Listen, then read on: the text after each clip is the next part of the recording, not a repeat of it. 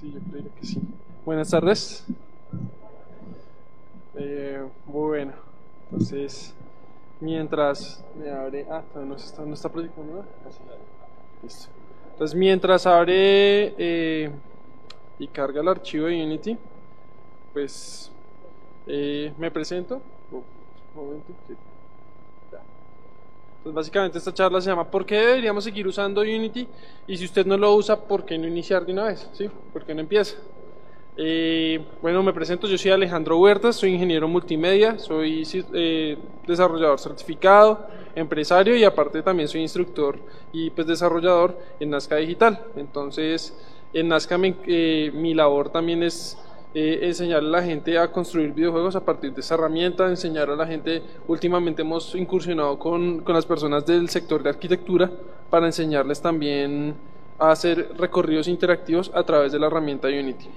Entonces el contenido de hoy es pues, primero estas respuestas a la pregunta inicial, básicamente ¿por qué seguirlo usando? Por su versatilidad, rendimiento, porque es multiplataforma, por sus últimas mejoras y recursos, y pues vamos a hablar un poco de algunos de estos elementos, los jobs, el scriptable pipeline render, el shader graph, el post-processing y el timeline y cinemachine.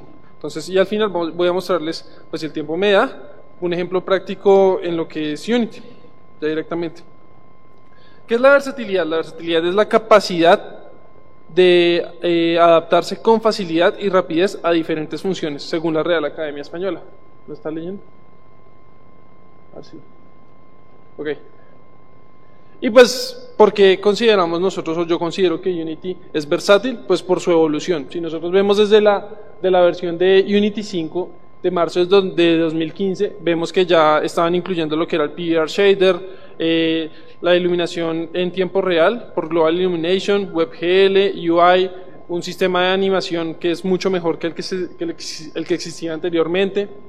También vemos que en la versión de Unity 2017 pues empezaron a salir features como Timeline, Cinemachine, los tools 2D, FBX, exporter, importador, la realidad aumentada y la realidad virtual ya como un paquete interno dentro de lo que uno puede desarrollar directamente en Unity, y pues el sistema de jobs, que lo que incluye es el sistema de componentes y el Burst Compiler.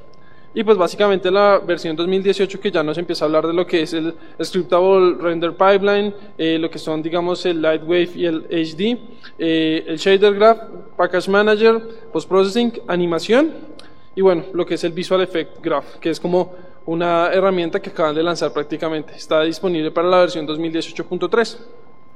Entonces, pues si nosotros vemos, nosotros estamos en representación de Nazca y como desarrolladores, esto lo cuento más como experiencia personal.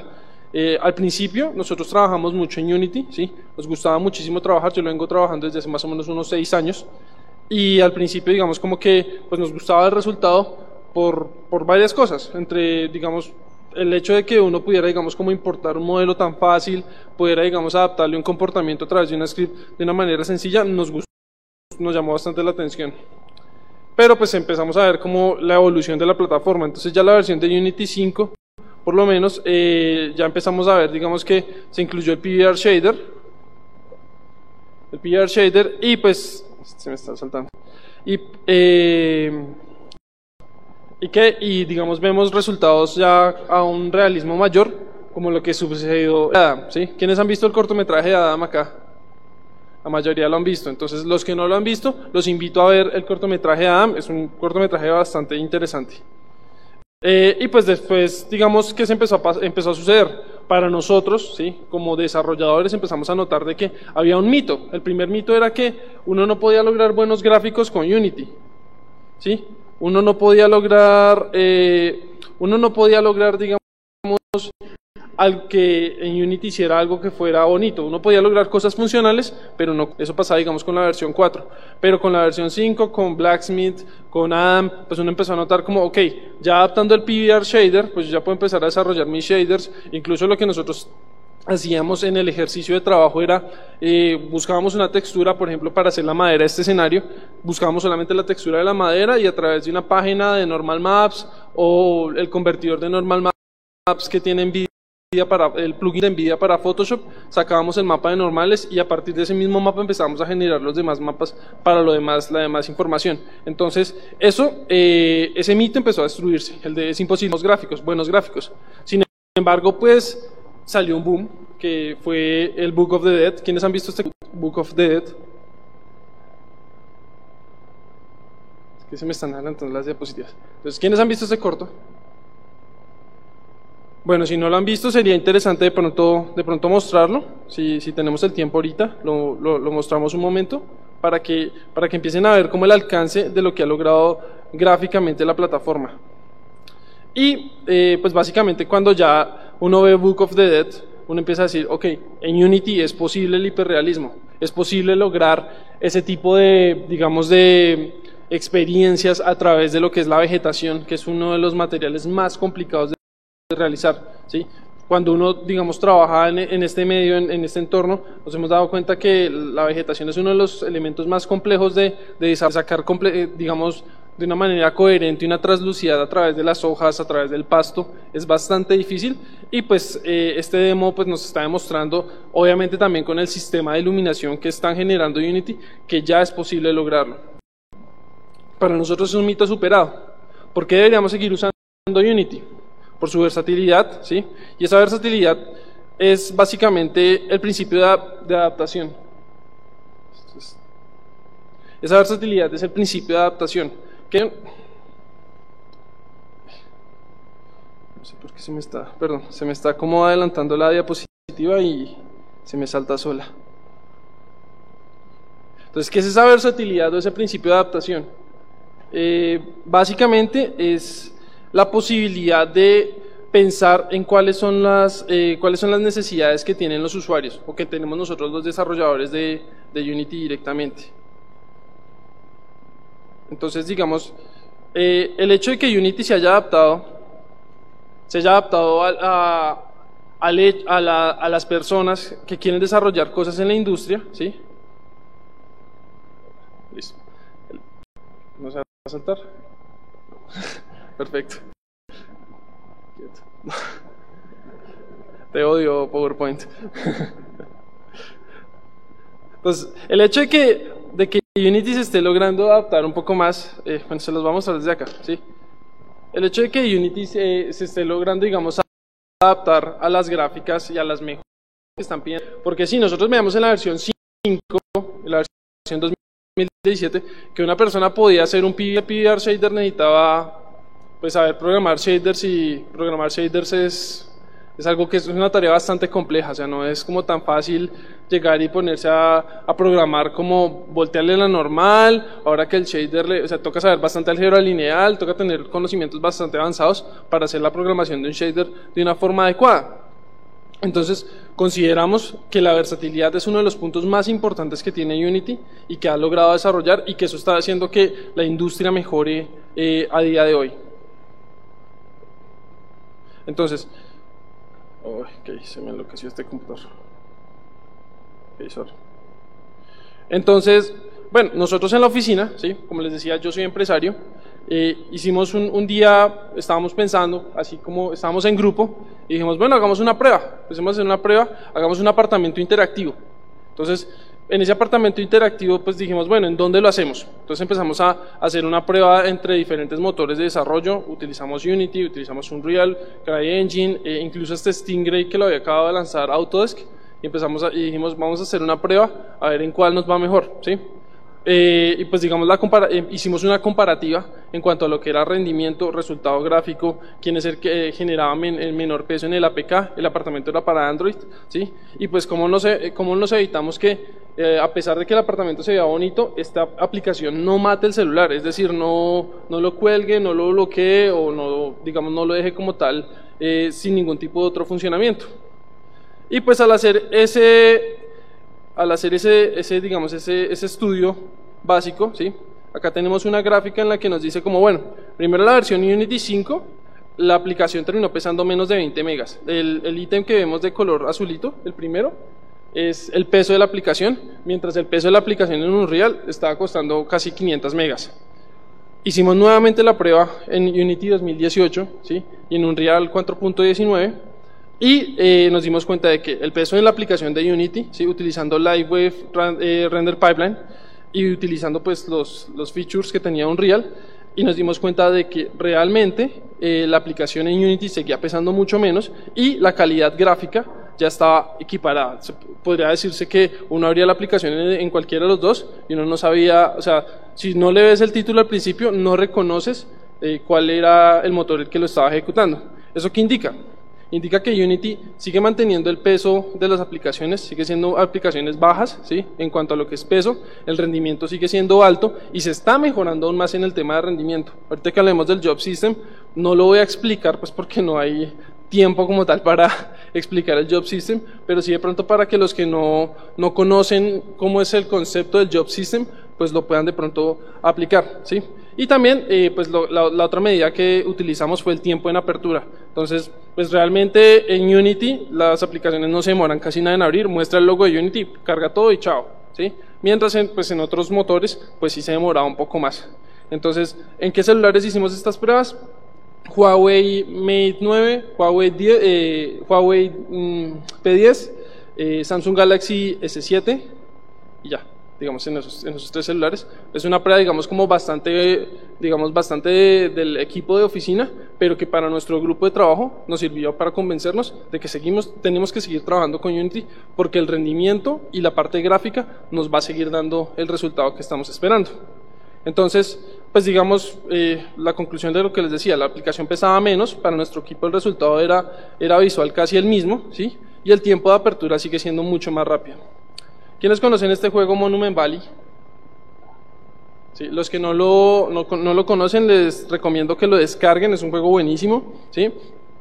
Y pues lo que nosotros vemos, digamos, en el tema de lo que es rendimiento, de la versatilidad que habíamos hablado anteriormente, es que Unity sigue implementando cosas nuevas, ¿sí? En la versión 5 implementó Vulkan, ¿sí? Para la versión 2018 ya implementó lo que es el Lightwave Render Pipeline. Entonces, además de ello, ¿qué más podemos decir? Que Unity pues, es un sistema multiplataforma, permite desarrollos para Android, iOS, Windows, ¿sí? PlayStation, Xbox One y Nintendo Switch. Y pues además de otras plataformas como WebGL a través de HTML5, Facebook, Oculus, Vuforia, ¿sí? Entre otras más. O sea, nosotros hemos hecho desarrollos para HTC Vive, hemos utilizado 8Wall también como desarrollo para lo que es realidad aumentada. De hecho, pues más como una crítica constructiva, nos parece que 8Wall tiene incluso mayor alcance de lo que podría tener Vuforia, porque 8Wall en algunos puntos no te pide a ti marcadores, en Vuforia casi siempre te pide un marcador y te lo pide comparar con una base de datos. Uno le puede configurar esa información directamente en 8Wall y pues es también, digamos, un poco más amigable con varias cosas de OpenCV y otras aplicaciones. Y pues ya, ¿por qué seguir usando Unity? Pues porque lo que les digo, se está enfocando en hacer mejoras cada vez mayores. Por acá. En hacer siempre mejoras, ¿sí? Y pues esas mejoras son el sistema Jobs, el sistema, pues el nuevo sistema de render, el shader graph, el post processing, timeline y cine machine. Y pues lo que les iba a mostrar ahorita es el video del nuevo sistema también de partículas que sacó Unity. Entonces el Job System, ¿qué es básicamente? Job System es un cambio en el paradigma de la programación. Nosotros estamos acostumbrados a programar cosas para objetos. Entonces yo estoy acostumbrado a programar a un personaje con un transform que tiene pues position, rotation and scale y pues diferentes propiedades. Y si yo hago quiero hacer algún elemento simple como mover ese personaje, pues eso me va a afectar a todo el game object. En el Job System, pues ya lo que se trata es trabajar en entidades, ¿sí? Y al trabajar en entidades, ya lo que hacemos es facilitar al usuario, ¿sí? Darle como claves para que tenga mejor rendimiento y mayor usabilidad. Obviamente los jobs se enfocan en el hecho de que tú utilices los núcleos de un procesador. La mayoría de los computadores y de los celulares actualmente tienen más de un núcleo. ¿Eso qué quiere decir? Que hay núcleos que se están desperdiciando. Todo el proceso lo está haciendo solo un procesador y por eso a veces nuestras aplicaciones se tornan a ser un poco lentas o se tornan a no tener el rendimiento que estamos esperando, ¿sí? El Job System es un sistema, es un paradigma que es bastante, digamos, complejo en lo que es la implementación. Lo digo yo desde mi experiencia como desarrollador y lo hice como todo mi equipo. Hemos hecho un par de ejercicios pero todavía no lo hemos dominado, digamos, de forma completa, pero sabemos su potencial y sabemos que es muy importante dominarlo de aquí a un futuro porque seguramente Unity va a enfocar todos sus cambios para que sigamos trabajando en este sistema, en este job system, ¿sí? En el manejo de entidades. Es muy importante recordar que el job system, mientras en la programación orientada a objetos, nosotros lo que digamos nos preocupamos por los objetos, en las entidades nos preocupamos es por los datos, qué datos estoy movilizando, y eso va a ayudar a mejorar lo que es el rendimiento. Y pues lo que es el sistema de render pipeline, ¿sí? Que es a partir de las scripts, scriptable render pipeline, que es una definición básicamente que se le da a las técnicas utilizadas para obtener objetos en pantalla. Entonces yo tengo mi cámara y la forma en la que yo obtengo la proyección o ese render de esos objetos es ese pipeline, ¿sí? Entonces básicamente comprende tres procesos como el cooling, el render y el post-processing. Y además de eso, pues permite personalizar, brindar control a procesos de render versus el modelo anterior. El modelo anterior, por ejemplo, en el que se hizo Adam, era built-in y que a pesar de que logra un resultado muy bueno, pues este proceso, digamos, ya nos permite a nosotros tener como elementos customizados. ¿Por qué puedo tener elementos, digamos, personalizados? Por el hecho de que yo ya puedo decir cómo quiero que se comporte mi shader, en qué espacio quiero hacerle un cambio a mi shader. Ayer estaba en clase con unos chicos de arquitectura y estábamos hablando sobre precisamente el shader graph. Y uno de los estudiantes me preguntaba como, profe, yo quiero hacer que en determinada parte del concreto, ¿sí?, la normal se exprese más y se exprese menos. Yo le dije, claro que lo puedes hacer, pues toca hacer una operación matemática para enfocarnos en ese punto, pero lo puedes lograr. Esto no lo podíamos lograr anteriormente, pues con el anterior sistema, porque tocaba o echar el código o intente sacar eso a través de, no sé, otra herramienta externa como Substance o Quixel o algo por el estilo, que te genere algo en PBR, y pues si de pronto tú no tienes la accesibilidad a un elemento de PBR, pues te va, digamos, como que a matar. Entonces, realmente ese es digamos, el potencial que tiene el scriptable render pipeline, pues que se puede dividir de la siguiente forma, ¿sí? Lightwave y High Definition. El Lightwave está enfocado más a lo que es rendimiento, ¿sí? Se soporta en todas las plataformas y, digamos, es como el recomendado para móviles, perdón. Y pues el High Definition, que es enfocado a lo que es el gráfico, a sacar, digamos, sobre todo para consolas, y para, digamos, para mayor calidad en lo que es el render. Entonces, cuando yo hablo de un shader, ¿sí? Entonces, o del shader graph, pues básicamente va a tener un elemento similar a este, ¿sí?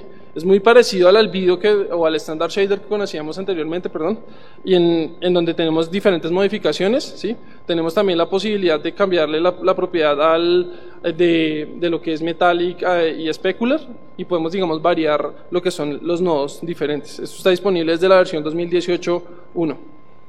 Y pues acá tenemos un ejemplo de un shader graph, que es, digamos, una modificación bastante pues sencilla. Lo único que hace es como alternar entre la textura de arriba y la textura de abajo a través de un proceso matemático que varía en el tiempo.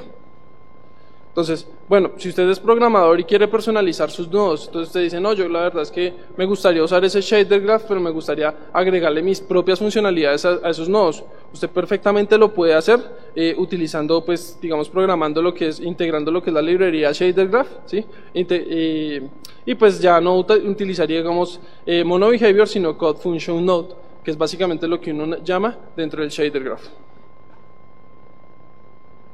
Luego, vamos a otro de los beneficios que hemos visto en Unity muy importantes y que realmente llevamos esperando muchísimo tiempo es el post-processing. Como les decía, nosotros desde hace un buen tiempo sabemos que desde que salió la versión 5, decíamos Unity permite gráficos muy buenos, pues porque permite PBR. Nosotros dominamos de cierta forma en lo que es mi equipo de trabajo, lo que es el PBR, pero pues no, el hecho de no poder aplicarle un postproceso pues hacía como que nos quedáramos un poco cojos, ¿sí? Que el resultado no fuera el esperado. Entonces en Unity 5 salió la versión 1, que era un package que vos le aplicabas directamente a la cámara y ya está, ¿sí? Sin embargo, salió la versión 2.0, está incluido lo que es un package que ya tiene como tal dos tipos de controladores, el volumen y las capas, que ahorita se los voy a mostrar a través de un ejemplo.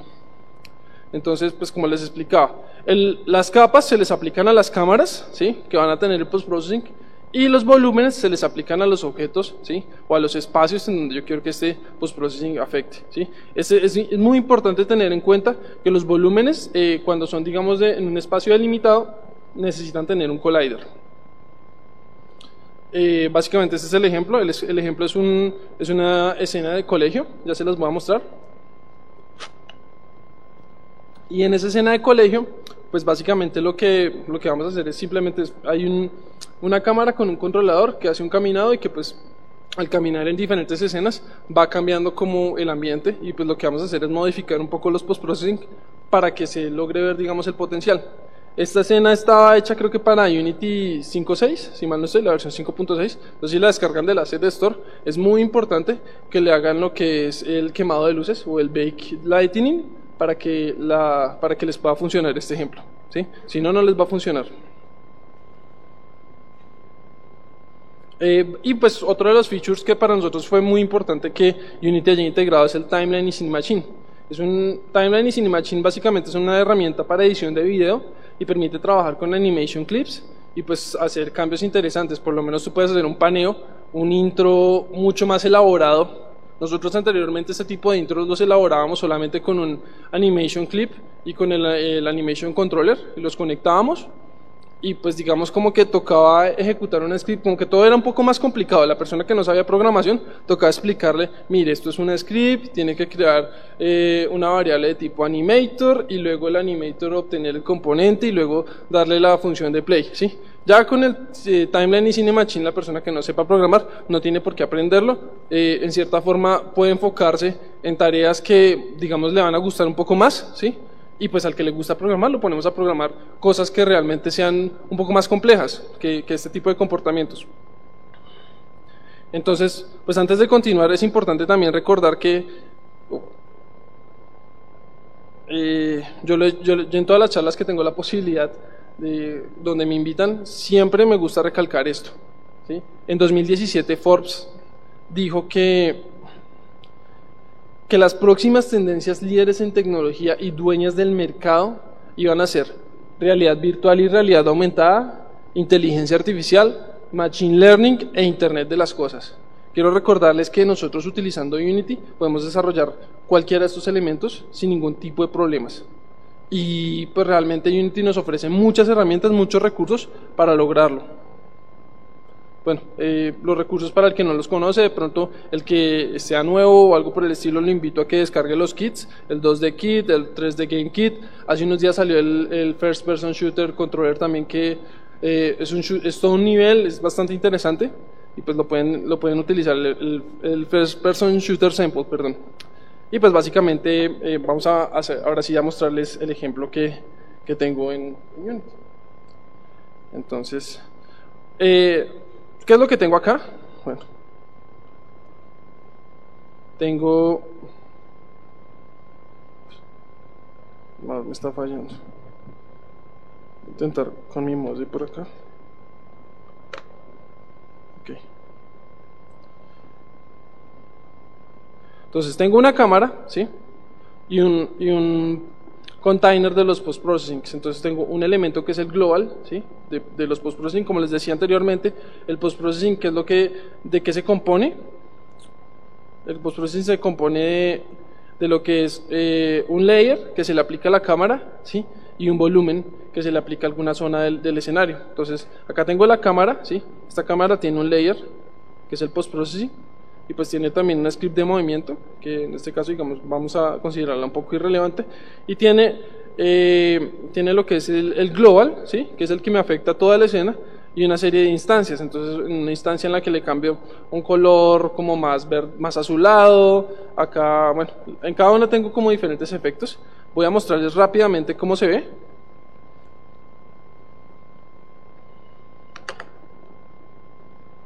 Entonces, pues lo que les decía, es una escena de colegio, ¿sí?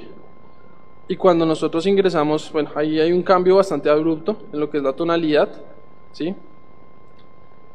Obviamente los cambios se hicieron teniendo la idea de que queríamos hacer cambios bastante bruscos, ¿sí? Para notar los diferentes entornos que habían. Entonces, si yo noto, en esta parte se ve un poco más oscuro, y acá ya tengo, digamos, un poco más de claridad. ¿Por qué sucede esto? Porque cuando llega la cámara está haciendo una colisión con este volumen. Entonces voy a quitarle un momento Maximize on Play. ¿sí? Entonces, al hacer colisión con el objeto, ¿sí? Con el post-processing volume, pues la cámara va a tener un comportamiento diferente. Y realmente, pues, ya lo que es, digamos, es simplemente un recorrido. Entonces les voy a explicar bastante, pues de forma bastante rápida cómo funcionan estos diferentes comportamientos del post-processing por acá, ¿sí? Entonces yo tengo una escena muy similar a esta, que está desde cero, sin ningún tipo de post-processing, sin ningún tipo de efectos en la cámara, ¿sí? Y vamos a empezar a aplicarle, pues, efectos para ver cómo se empiezan a generar los diferentes cambios y empezar a explicar cada uno de los diferentes efectos que yo tengo acá dentro de mis opciones de post-processing, básicamente.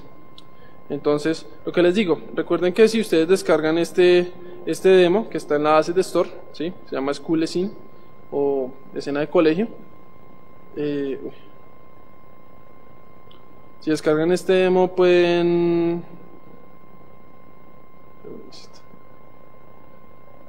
Pero ¿por qué está saliendo eso?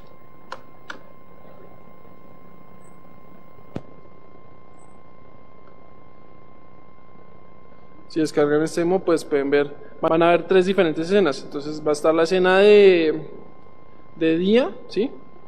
Pero en esta escena, digamos, hay una escena como del colegio abandonado también. Pero lo que les digo, es importantísimo que les hagan el proceso de backlighting, o sea, de quemar las luces. Entonces vamos a venir acá a la escena sin editar, que era esta,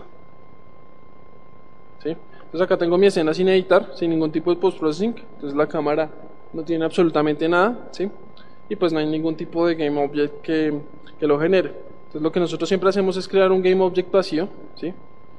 Que va a ser el contenedor de todos los post-processings.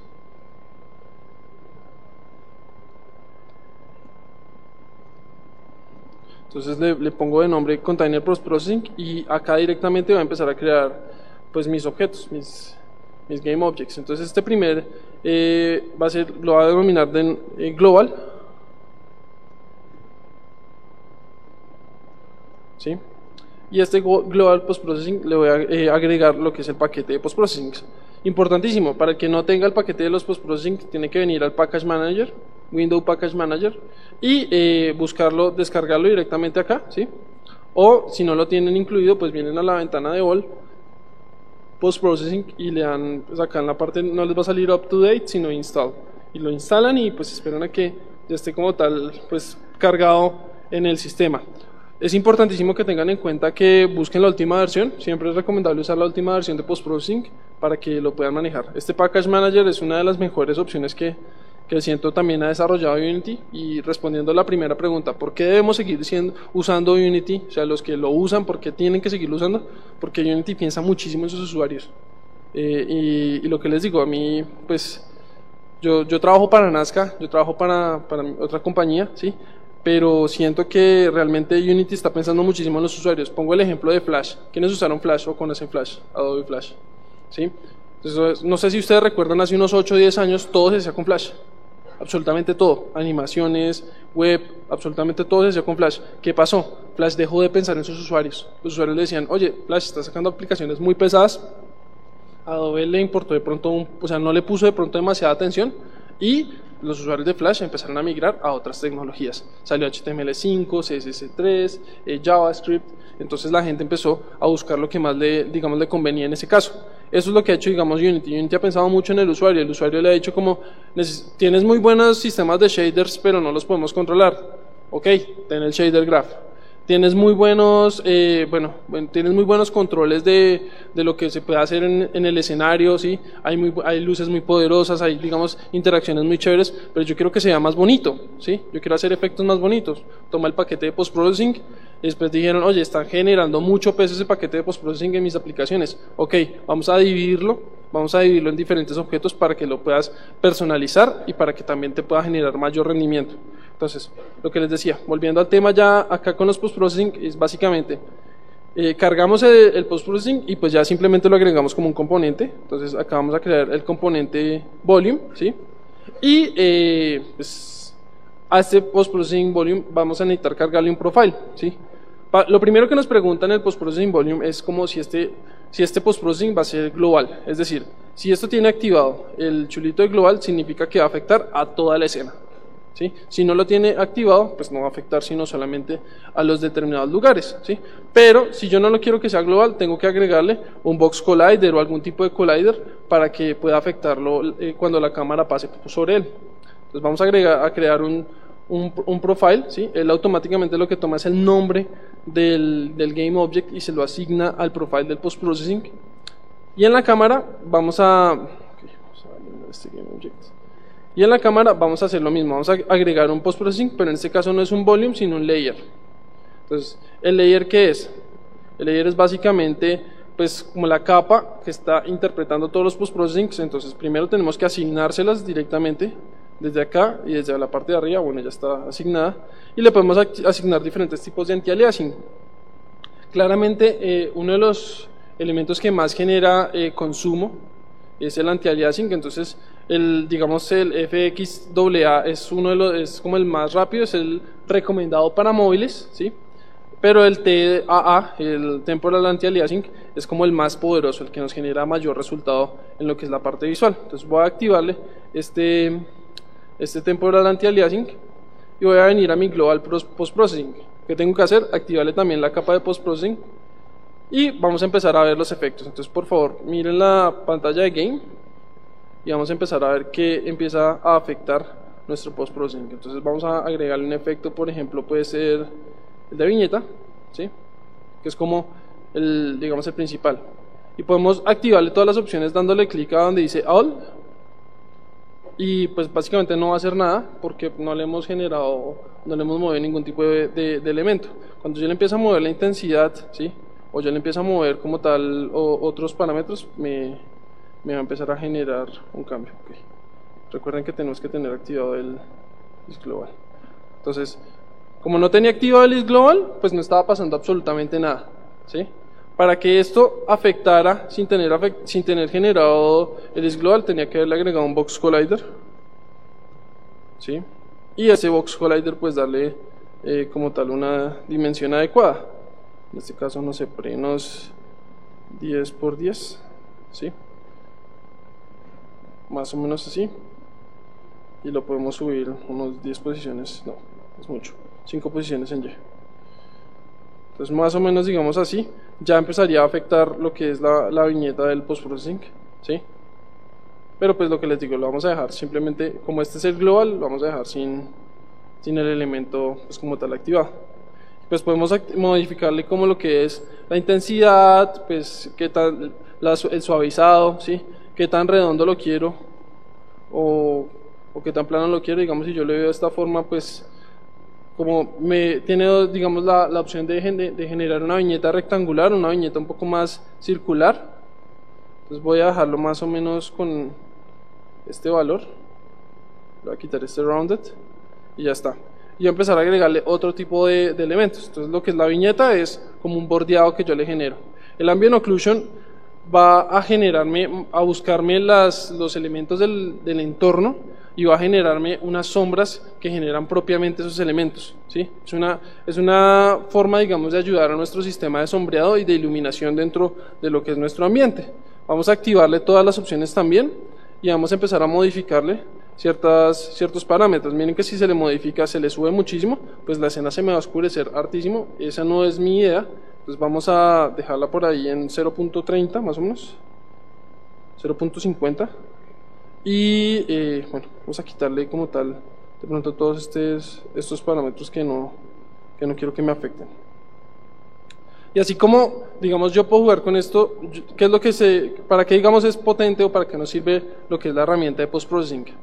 Nos va a ayudar muchísimo para generar visualización de elementos en nuestro escenario, ¿sí? Con calidad ya muy de cine. Puedo hacer el efecto que más le gusta a la gente. Bueno, está el bloom, ¿sí? Que el bloom básicamente lo que hace es como recibe lo que son, digamos, los brillos y como que los exalta un poco más. Lo que es donde esté acumulada un espacio de luz hace que se exagere un poco más, ¿sí? Y yo lo puedo, digamos, manipular de esta forma. Puedo, en números grandes, por ahí 50, 60, ya digamos empieza a notar en lo que es la escena. Creo que en esta escena con un 35, no, con un 40 más o menos lo empieza, digamos, a generar. Si yo me muevo a través de la escena, como el post-processing está afectando a nivel global, entonces yo ya digo, oiga, por acá es demasiado 40. Entonces es por eso que es importante tener un control, digamos, cuando estén diseñando lo que es el post-processing global, traten de que afecte, pero que no queme la escena, de que no genere, digamos, esos colores blancos exagerados.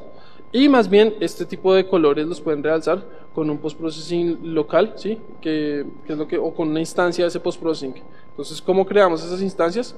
Pues digamos, creo un game object en esta posición. Y a ese game object le voy a agregar un box collider normal, de un tamaño más o menos 10, 10, 10, como lo habíamos pensado ahorita. Y lo vamos a subir un poco. No, realmente está muy alto. Lo voy a bajar un poco más. Listo. Y le voy a agregar el post-processing. Entonces, le agregamos lo que es el post-processing volume. Y a este post-processing volume, pues, acuérdense primero, cambiarle instancia.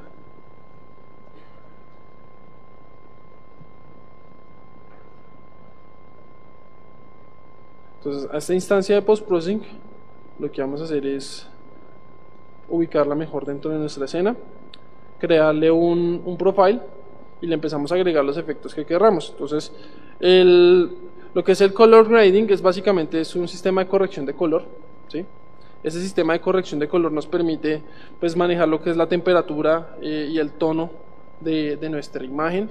Las personas que trabajan en cine o que han de alguna forma tenido este tipo de experiencias saben que es muy importante. El color nos cuenta qué es lo que está sucediendo en una escena, qué es lo que está sucediendo en un momento determinado, y nos va a ayudar muchísimo a controlar esta situación. Entonces, hay diferentes modos. Está el modo High Definition y el modo Low Definition. Entonces, en este caso vamos a usar el High Definition, y hay diferentes tonos, ¿sí? Está el tono neutral, el ACS, que es básicamente el ACES, pues, digamos, leyéndolo de forma un poco más ortodoxa. Y voy a poner la cámara acá para que de una vez me lo empiece a afectar. Entonces, cuando voy a mover a cambiarle el modo ACES, y vamos a notar que, bueno, en este caso no está afectándolo demasiado. Podemos de pronto cambiarle el lift, o sea, cambiarle unas partes de la tonalidad.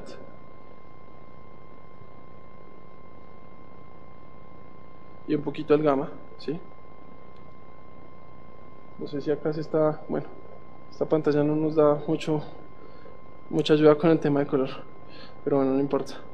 Entonces, pues básicamente sí, tenemos como todas estas posibilidades: aumentar, digamos, modificar lo que es la temperatura, modificar lo que es un poco el tinte, ¿sí? De lo que es nuestro sistema, ¿sí? Podemos tener también un sistema de manipulación por curvas, en donde podemos hacer una comparación entre la saturación y el tono, ¿sí? O la luminosidad y la saturación, y a partir de eso nosotros podemos empezar a crear, pues, digamos, como fotogramas o keys, y esos keys los podemos manipular dependiendo de lo que nosotros necesitamos. Entonces, básicamente lo que vamos a hacer acá es, también tenemos que tener en cuenta un parámetro importante en lo que son los volúmenes. Los volúmenes tienen un parámetro que es el blend distance.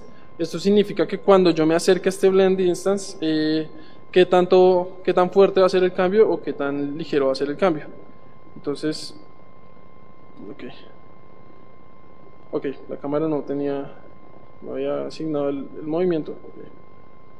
Entonces, voy a asignar el movimiento a la cámara.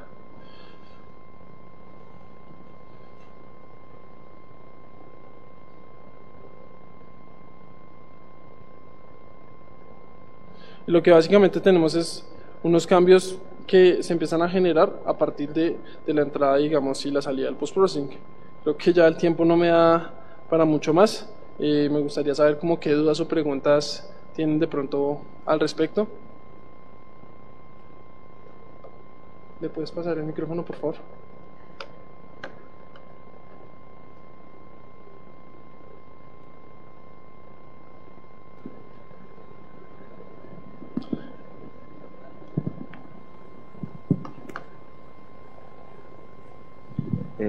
Buenas tardes. Buenas tardes. O sea, la pregunta va más orientada no tanto al tema de processing, sino me gustaría saber más o menos si ha tenido alguna experiencia respecto a Machine Learning, respecto a Unity. En Machine Learning, no como tal. De pronto lo que es inteligencia artificial, sí. Lo que es diseño de sistemas inteligentes y agentes inteligentes, sí. Pero no como tal, digamos, el Machine Learning, pues no usar de pronto las librerías o el Machine Learning que diseñó Unity. Yo soy ingeniero multimedia y pues lo que les decía, desde la universidad vengo trabajando en lo que es Unity y algunos de nuestros, digamos, de nuestros experimentos fueron con sistemas, con autómatas inteligentes que por lo menos, hay uno que se llama el agente estímulo-respuesta. Este agente lo que hace es buscar, pues, buscar o bordear un objetivo, ¿sí? Simplemente bordea objetivos y encuentra, digamos, diferentes objetivos y digamos, los desarrollábamos en Unity, pero no con las librerías de Machine Learning. ¿Alguien más tiene dudas o preguntas?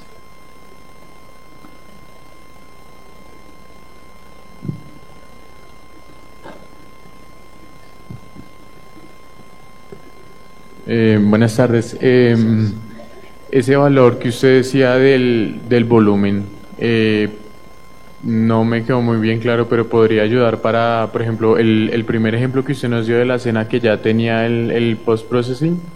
Sí. Apenas usted entraba en colisión, se notaba, era muy notorio el cambio. Sí. ¿Se podría modificar con ese valor que usted decía? No, el volumen es como el espacio en donde estás. O sea, tienes dos elementos en post-processing, ¿sí? El layer, que se lo asignas a la cámara, y el volumen, que es el espacio en donde va a afectar el post-processing, ¿sí? O tu efecto de post-procesamiento. Entonces, cuando lo tienes activado de forma global, afecta toda la escena, ¿sí? Pero cuando lo tienes activado de forma local, o sea, entonces no te va a afectar la escena, no te va a afectar, digamos, ningún tipo de comportamiento en ese caso. ¿Sí solucioné tu pregunta? No, tal vez no me hice entender. Entonces, más bien, ¿cómo podría uno solucionar ese problema que era al inicio, que uno entraba de una vez en colisión y ¡pum! El color saltaba de una vez, como para que fuera un poquito más progresivo? Bueno, hay una propiedad que se llama, mira, digamos, en esta instancia lo vamos a ver, ¿sí? Que es el blend distance, ¿sí? Entre más tengas de blend distance, pues más, digamos, tiempo se va a tomar en hacer el cambio, y como que eso es como una mini animación. De hecho, mira, lo voy a mostrar acá. Si ves que la caja se vuelve un poco más grande, ¿sí? La caja externa, digamos, el collider, hay una caja que está más grande que ese collider. Entonces, entre yo más agrando ese blend distance, más grande se vuelve la caja. Eso significa que a partir de la colisión con esa caja exterior, ¿sí? Vamos a empezar a, digamos, como una cuenta regresiva y como una especie de fade in para el inicio del postproceso. Muchas gracias. Por acá había, bueno. Buenas tardes. Buenas tardes. Estoy viendo que el efecto de cuando no es global sino es local, Sí. se activa cuando entra en colisión con la cámara. ¿Cómo se puede cuadrar para que no sea con la cámara sino con otro elemento externo que se esté moviendo? No sé, si uno tiene un personaje en tercera persona o alguna otra cosa, que se active es con otro elemento y no en colisión con la cámara. Bueno, hay que tener en cuenta de que el post-processing layer es un componente, ¿sí? Entonces, no sé si en la documentación esté de pronto de que cuando tú vayas a asignárselo, digamos, a un game object que no sea una cámara, te va a generar el cambio directamente, pero en teoría debería funcionar, y si no, pues uno debería hacerle como una especie, pues para eso son los truquillos, para esos. ¿Eres desarrollador? Sí. Para eso somos desarrolladores. ¿Sí? Ok. O sea, si no funciona, lo hacemos funcionar de alguna forma. Ok, ¿Sí? vale.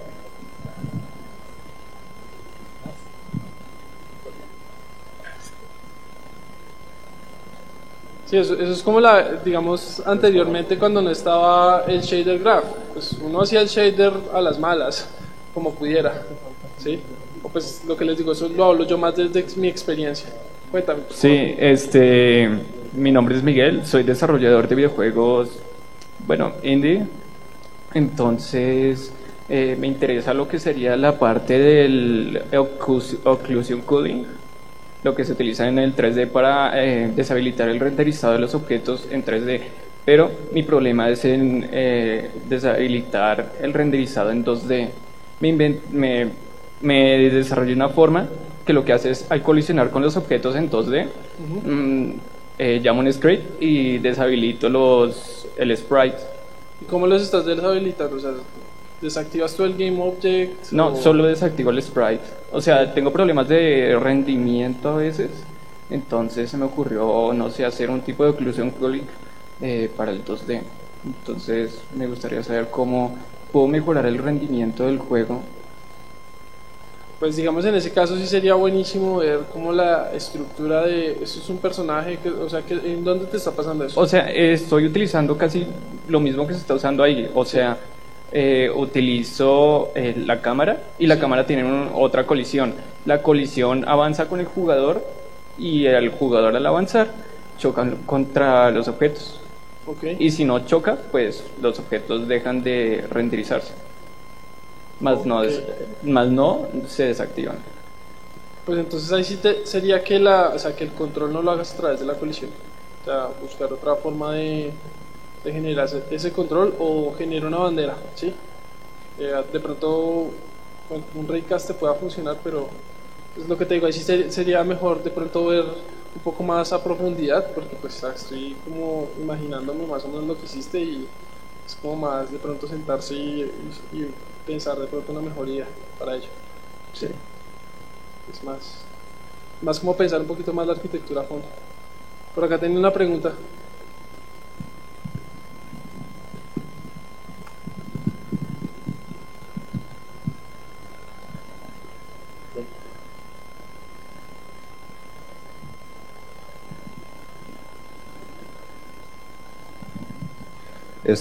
Vos hablaste de que en Nazca también están trabajando sobre el Machine Learning, que estaba trabajando Unity. ¿De qué manera están profundizando eso directamente en Nazca? O sea, ¿qué cursos de entrenamiento están haciendo para los estudiantes o qué es? Para Machine Learning como tal no hay ningún curso abierto, pues porque primero se tiene que saber cuántas personas están interesadas, ¿sí? O sea, y pues realmente no han habido como dos, tú eres como el tercer interesado en el tema de Machine Learning, ¿sí? Obviamente pues una vez ya se amplifique, pues ya se puede empezar a trabajar. Los docentes que estamos en Nazca, pues la mayoría estamos digamos en lo que es estudiando maestrías o doctorados afines a lo que es temas de ingeniería, ¿sí? Y pues nos gusta muchísimo lo que es el tema de la inteligencia artificial, ¿sí? De hecho a mí me encanta cuando mis estudiantes me ponen retos. Por ejemplo, yo en los talleres o en los cursos de videojuegos nunca enseño cómo conectar datos a servidores ni nada de ese tipo de cosas, pues porque ya es, digamos, un tema más avanzado. Entonces, mis estudiantes, ahorita tengo un grupo de estudiantes que les puse de tarea, digámoslo de, ¿cómo decirlo? Como de alzado, ¿sí? Les dije, ok, háganme un favor y pues, es fácil igualmente hacerlo, pero les dije como, lean un JSON desde un servidor que ustedes configuren y que ese JSON me cambie parámetros, no sé, a un color, una cámara, que me cambie la rotación de una luz, cosas así. Entonces, yo les dije, desde un JSON, hagan eso desde un JSON y si aprenden a hacer eso ya después van a hacer mil cosas más, ¿sí? Entonces, pues el tema, digamos, del Machine Learning, lo que te digo, es más esperar a ver que como que hayan de pronto más personas interesadas y se puede hacer un enfoque ya más especializado hacia el Machine Learning. Bueno, la última pregunta, o ya no hay más preguntas. ¿No hay más preguntas? Bueno, gracias a ustedes por su tiempo, gracias por escucharme.